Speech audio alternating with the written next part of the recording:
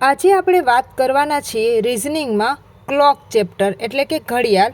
ઘડિયાળ આ પ્રશ્ન મોટા ભાગે ક્લાસ 3ની બધી પરીક્ષામાં એક પ્રશ્ન તો એનો પૂછાય જ છે.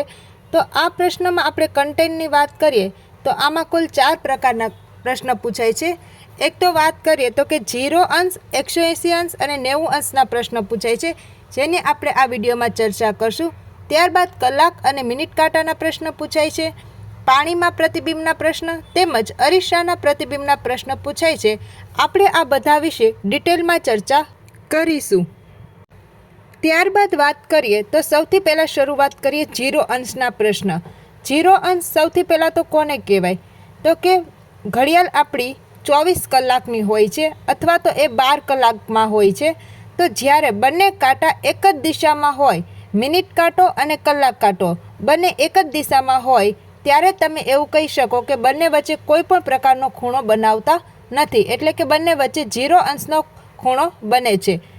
વાત કરીએ તો ઘડિયાળમાં 1 કલાકમાં ફક્ત એક જ વખત 0 અંશ બને છે. આવું 12 કલાકમાં કેટલી વખત? 11 વખત થાય છે. આવું કેમ એની ચર્ચા આપણે નેક્સ્ટ સ્લાઇડમાં કરીએ. ત્યારબાદ વાત કરીએ તો 12 થી 1 વાગ્યાની વચ્ચેનો સમય એવો છે કે તમે જ્યારે જાતે ઘડિયાળમાં જોશો અથવા તો પોતાની ઘડિયાળ લઈ અને તમે કાંટો ફેરવતા જશો અને જોતા જશો તો તમને ખ્યાલ આવશે કે 12 થી 1 વાગ્યાની વચ્ચે ક્યારેય 0 અંશ ખૂણો બનાવશે નહીં. માટે જ 12 કલાકમાં 11 વખત અને 24 કલાકમાં 22 વખત 0 અંશ ખૂણો બનાવે છે.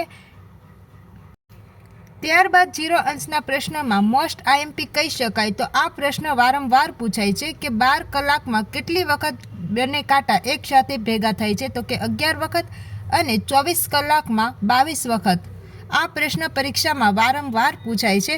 તો આના માટેનું હવે આપણે એક એક્ઝામ્પલ જોઈએ.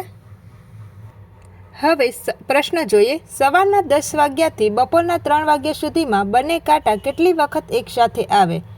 તો સૌથી પહેલાં વાત કરીએ તો આપણે જે મોસ્ટ આઈએમપી પ્રશ્ન છે કે જે યાદ રાખવાનો છે એ યાદ રાખવાનો કે 0 ડિગ્રી હોય એટલે એનો અર્થ એવો કે બંને કાંટા કેટલી વખત એકસાથે આવે. તો 12 થી 1 વાગ્યાની વચ્ચે 0 ડિગ્રી ખૂણો બનતો નથી.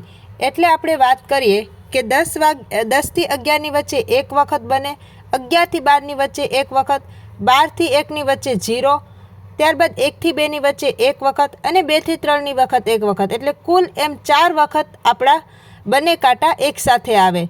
તો આનો જવાબ આવે 4 વખત. અને હવે બીજી એક વાતનું ખાસ ધ્યાન રાખવાનું કે જ્યારે 10 થી 11 વાગ્યાની વચ્ચેનો સમય આપે ત્યારે હંમેશા 10 વાગ્યાને ધ્યાનમાં નહીં લેવાનું. એવું બોલાય 10:00:01 સેકન્ડ, જ્યારે 11 વાગ્યામાં એવું બોલાય કે 10:00:59 સેકન્ડ, એટલે 11 વાગ્યાનો સમય શરૂઆત થાય છે. માટે એવું કહેવાય કે 10 થી 11ની વચ્ચે 10 વાગ્યાને ધ્યાનમાં નથી લેવાનું, પરંતુ 11 વાગ્યે ધ્યાનમાં લેવાનું છે. આ વાત તમને આગળ જતાં ખૂબ ઉપયોગી આવશે.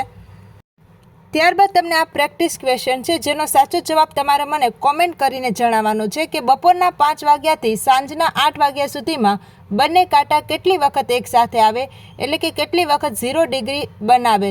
તો આનો જવાબ તમારે મને કોમેન્ટ કરીને જણાવવાનું છે.